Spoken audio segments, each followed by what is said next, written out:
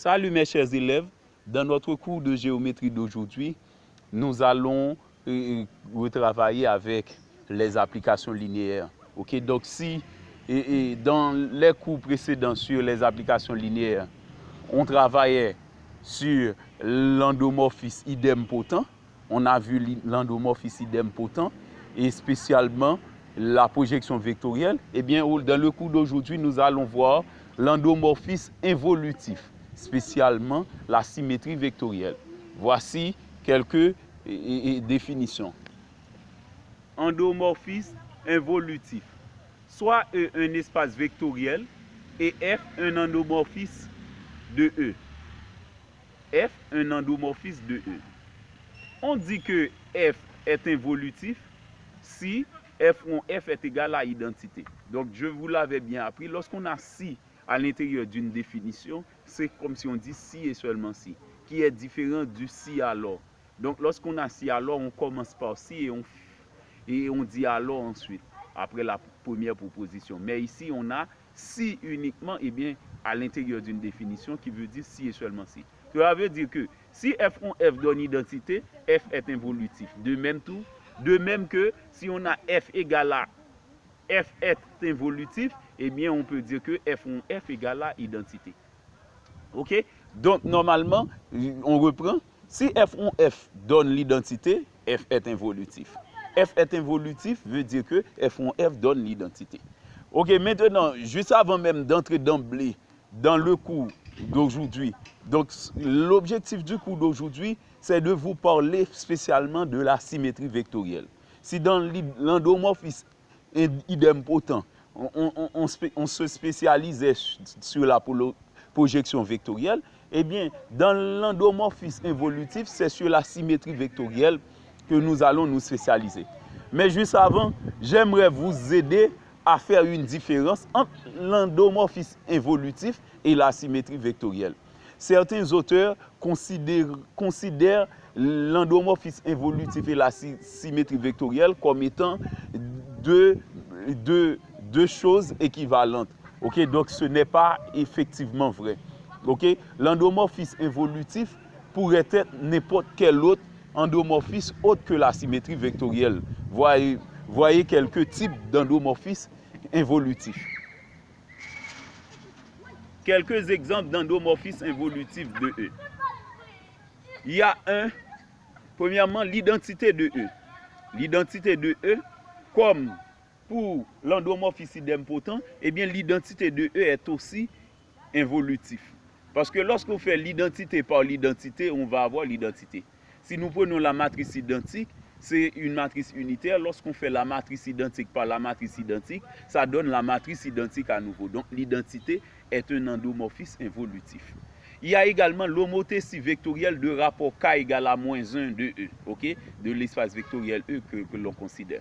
Donc si nous faisons un rappel sur les applications linéaires, eh bien, dans une application linéaire, lorsqu'on a une homothétie vectorielle, c'est une application linéaire dont la matrice associée est scalaire. Okay? Et nous avons vu ce qu'est la matrice scalaire. Une matrice scalaire, c'est une matrice carrée d'ordre n qui possède uniquement 0, sauf sur la diagonale principale, on a un unique réel non nul. Okay? C'est dans ce cas-là qu'on parle de matrice scalaire. Eh bien, l'homothétie vectorielle de rapport moins 1 va avoir cette matrice scalaire où le rapport K qui représente le réel non nul, eh bien ça donne moins 1. On va avoir moins 1. Si c'est en dimension 2, on va avoir moins 1, 0, 0, moins 1. En dimension 3, on va avoir moins 1, 0, 0, 0, moins 1, 0, 0, 0, moins 1. Ok, donc je vous donne deux exemples, mais une matrice scalaire pourrait être de n'importe quel ordre, ok, d'ordre jusqu'à l'ordre n. Ok, eh bien, lorsqu'on a l'homothétie vectorielle dont le rapport donne moins 1, eh bien, l'homothétie vectorielle dont le rapport est égal à moins 1 est aussi une symétrie et est aussi un endomorphisme involutif. Ok, donc, parce que lorsqu'on fait le produit de sa matrice par elle-même, on va avoir l'identité. Il y a troisièmement la troisième, et le troisième type d'endomorphisme évolutif, c'est la symétrie vectorielle de E. Ok, donc c'est notre objectif principal de parler de la symétrie vectorielle. Donc, à présent, vous pouvez voir qu'il y a plusieurs types d'endomorphisme évolutif. Eh bien, si certains auteurs définissent l'endomorphisme involutif, on dit que F est involutif si et seulement si F est une symétrie vectorielle. C'est faux cette définition. Parce que F pourrait être involutif sans être une symétrie vectorielle. Ok, donc F pourrait être involutif et que F est l'identité de E. F pourrait être involutif et que F est une homothétie vectorielle de rapport -1. Eh bien, dans le cas général, eh bien, on peut dire que F est involutif, c'est si F est égal à identité. Mais pour dire que F est une symétrie vectorielle, il faut prouver que F n'est ni l'identité de E, ni l'homothétie vectorielle de rapport -1. Ok, voilà, c'est ainsi qu'on peut parler de la symétrie vectorielle. Ok, donc, remarque, un endomorphisme involutif n'est pas nécessairement une symétrie vectorielle. Ok, donc c'est évident, parce qu'il y a plusieurs types d'endomorphismes involutifs. Ok, donc la symétrie vectorielle, c'est le troisième type d'endomorphisme involutif. Donc l'endomorphisme involutif n'est pas nécessairement une symétrie vectorielle. Maintenant, certains endomorphismes pourraient être une symétrie vectorielle. J'écris il l'est quand on n'a ni l'identité ni l'homothétie vectorielle de rapport K égale à -1 de E. Ok? Donc c'est ainsi qu'on peut parler d'une symétrie vectorielle. Ok? À présent, nous allons nous spécialiser dans notre ultime objectif. Ok? L'objectif, c'était de parler de la symétrie vectorielle. Maintenant, passons à la définition d'une symétrie vectorielle. Symétrie vectorielle. On dit qu'un endomorphisme involutif de E est une symétrie vectorielle. Si, par exemple, si on parle de F, on dit qu'un endomorphisme involutif F de E est une symétrie vectorielle. Je relis. On dit qu'un endomorphisme F de E est une symétrie vectorielle si F n'est ni l'identité de E, ni l'homothétie vectorielle de rapport K égale à -1. Et de plus, F donne l'identité. Okay? Ou encore, si on veut, on pourrait utiliser la notion matricielle. Matrice F par matrice F est égale à la matrice identique. Okay? Donc si toutefois, après avoir prouvé que F n'est ni l'identité de E, F n'est ni l'homothétie vectorielle de rapport K égale à -1, et de plus, on voit que F carré ou encore F1, F donne l'identité, ou matrice F par matrice F donne l'identité, on dit que F est donc une homothétie et une symétrie vectorielle de E.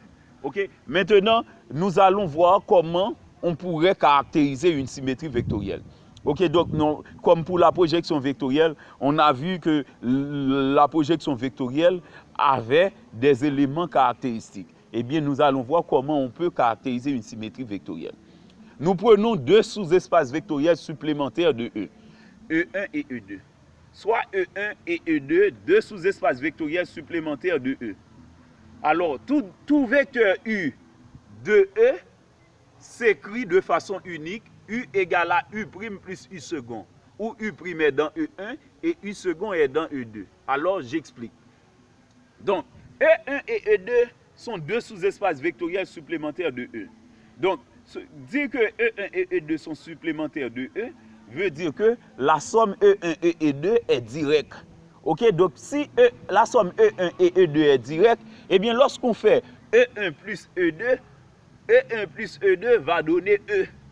Ok? Or, un vecteur qui est dans E1, c'est U'. Un vecteur qui est dans E2, c'est U second. Eh bien, E1 plus E2 n'est autre que U' plus U second. Ok? Maintenant, un vecteur qui est dans E, c'est grand U. Ok? Un vecteur qui est dans E, c'est grand U. Eh bien, puisque la somme est directe, E1 plus E2 donne grand E, eh bien, le vecteur U qui est dans E remplace grand E, et le vecteur U' qui est dans E1 remplace E1, le vecteur U second qui est dans E2 remplace E2. Le vecteur U second qui est dans E2 remplace E2. Donc c'est pourquoi on a U égale à U prime plus U second. Donc si vous voyez ça dans les notes, donc c'est ce que ça signifie. Ok, maintenant, pour identifier, pour schématiser la situation, eh bien, par définition, on dit qu'on appelle symétrie vectorielle par rapport à E1, parallèlement à E2, l'application S, de E vers E, U égale à U prime plus U second, tend vers S de U égale à U prime moins U second. Ok? Tout à l'heure, je vais vous expliquer pourquoi a-t-on S de U égale à U prime moins U second. Ok? Puisque U donne U prime plus U second, pourquoi S de U donne U prime moins U second? Ok, donc c'est ainsi qu'on définit la symétrie vectorielle. Par rapport à E1, depuis dans la notion projection vectorielle, on a expliqué le mot par rapport désigne toujours, donc fait appel à la base. Ok? Lorsque c'est la projection vectorielle, on dit c'est la base de la projection vectorielle. Eh bien, lorsqu'on dit par rapport à E1 pour la symétrie, c'est encore la base. Parallèlement à E2, E2 c'est la direction. Eh bien, c'est pourquoi on a ce schéma ici. Voici le schéma. Donc, vous voyez bien le schéma au tableau. Eh bien, on a la base qui est E1, ok? U' qui est dans E1, ok? Voici le vecteur U'. Il y a la direction, c'est E2, U second est dans E2. Ok, donc, on suppose que le vecteur U second arrive ici et le vecteur U' arrive ici. Et bien maintenant, on fait le parallélogramme, ok? Le parallélogramme des vecteurs, eh bien, je donne la parallèle à U' ici et la parallèle à U second ici. Eh bien, ça me donne un parallélogramme et à l'aide du diagonale de ce parallélogramme, je trouve le vecteur résultant de ces deux vecteurs. Puisque le vecteur U, c'est la somme de U' et de U second, eh bien, ce vecteur-là représente la résultante entre le vecteur U' et U second, eh bien, qui nous donne U. Ok, ce vecteur qui est tracé ici en couleur. Ok, ça donne U égale à U' plus U second. Ok, donc c'est dans cette partie. Maintenant, suivant le contexte ou bien le cours pour la symétrie vectorielle, suivant le cours, donc vous voyez ici, c'est l'origine. L'origine, puisque c'est un espace vectoriel, eh bien l'origine désigne le vecteur nul de l'espace vectoriel E. Ok, on met le vecteur nul de E pour cette partie. Ok, donc, dans le contexte du cours pour la symétrie vectorielle, la base, un vecteur qui est dans la base de la symétrie vectorielle est invariant par la symétrie vectorielle. Mais le vecteur qui est dans la direction est changé en son opposé. Eh bien, par conséquent, lorsqu'on a S de U, puisque U donne U' plus U second, eh bien, lorsqu'on fait S de U, ok, donc comme nous venons de voir ça, S de U, U c'est U' plus U second, eh bien, S de U donne S de U' plus U second. U' plus U second, c'est l'équivalent de U. Eh bien, dire S de U, c'est dire S de U' plus U second. Maintenant, puisque S est une application linéaire, eh bien, lorsqu'on a S de U' plus U second, eh bien, par la première loi de linéarité, on peut dire que S de U donne S de U' plus S de U second. Or, que donne S de U'? D'après le schéma, puisque U' est dans la base, eh bien, suivant la théorie, U' doit être invariant par S. Eh bien, S de U' est changé en U'. Ok? Tandis que nous disons que un vecteur qui est dans la direction, ok, de la symétrie vectorielle est changé en son opposé. Et bien, par conséquent, S de U second donne moins U second. C'est pourquoi on a U' plus moins U second entre parenthèses. Maintenant, nous appliquons la règle des si. C'est pourquoi on a S de U égale à U' moins U second. Vous voyez donc l'image S de U égale à U' moins U second. Donc, on vient d'expliquer cela. Eh bien, maintenant, puisque dans le schéma, il y avait U second ici, donc le sens de U second, c'était dans ce sens, eh bien, pour avoir moins U second, eh bien, on donne l'opposé. Eh bien, il y a U second ici, il y a U second ici. U second, U second. Eh bien, moins U second devient, dans cette partie, moins I second, moins I second. Eh bien, pour avoir S de U donne U' moins U second. Eh bien, je donne la résultante entre U' et moins U second. Voici la résultante qui donne S de U. C'est pourquoi ce vecteur-là représente S de U. OK? Donc, on explique le schéma. OK? Donc, en mathématiques, et parfois, on ne demande jamais d'effectuer des démonstrations aux examens. Ce sont les applications qu'on demande fort souvent dans les examens. On ne demande jamais de faire des démonstrations. Mais cependant, si vous savez comment effectuer une démonstration, eh bien, vous allez pouvoir résoudre n'importe quel type d'exercice. Parce que ce sont les propriétés qui font l'objet d'études, OK, et d'un exercice de mathématiques. OK? Eh bien, voilà, on vient d'expliquer le schéma et les éléments qui caractérisent une symétrie vectorielle. OK, maintenant, les remarques qu'on peut faire, une symétrie vectorielle est caractérisée par deux éléments. Sa base, OK, donc si on a une symétrie vectorielle F, OK, une symétrie vectorielle F est caractérisée par deux éléments. D'abord, sa base, qui est l'ensemble des vecteurs invariants par F, et sa direction, qui est l'ensemble des vecteurs changés en leur opposé par F. OK, ça c'est les deux éléments qui caractérisent une symétrie vectorielle. C'est pourquoi U' qui était dans la base, OK, U' est changé en U' à nouveau, parce que S de U' donne U' ici. Pourquoi? Parce que U' était dans la base. Eh bien, U' est donc invariant.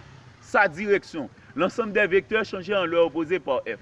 Et donc, la direction de la symétrie vectorielle ici, c'était E2.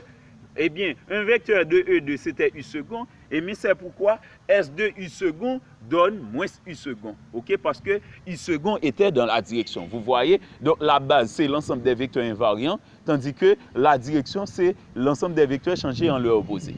Eh bien, notez bien.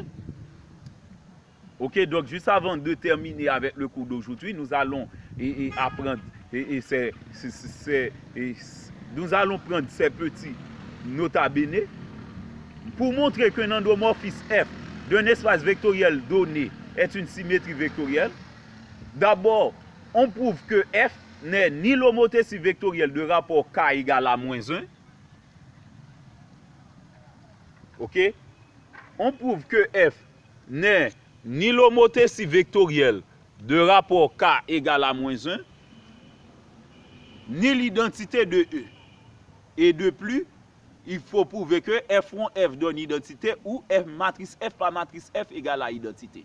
Donc ici, si vous voyez que je persiste, il faut prouver que F n'est ni l'identité, ni l'homothétie vectorielle de rapport K égale à moins 1. Certains auteurs utilisent F1, F égale à identité uniquement pour prouver que F est une symétrie vectorielle. Donc c'est faux parce que F1, F égale à identité veut dire que F est involutif. Mais dire que F est une symétrie vectorielle, il faut prouver que non seulement que F est involutif, mais il faut prouver que F n'est pas l'identité, F n'est pas l'homothétie vectorielle de rapport moins 1. Et bien c'est pourquoi je vous précise, OK, cette partie-là, il faut prouver que F n'est ni l'homothétie vectorielle de rapport K égale à moins 1, ni l'identité de E.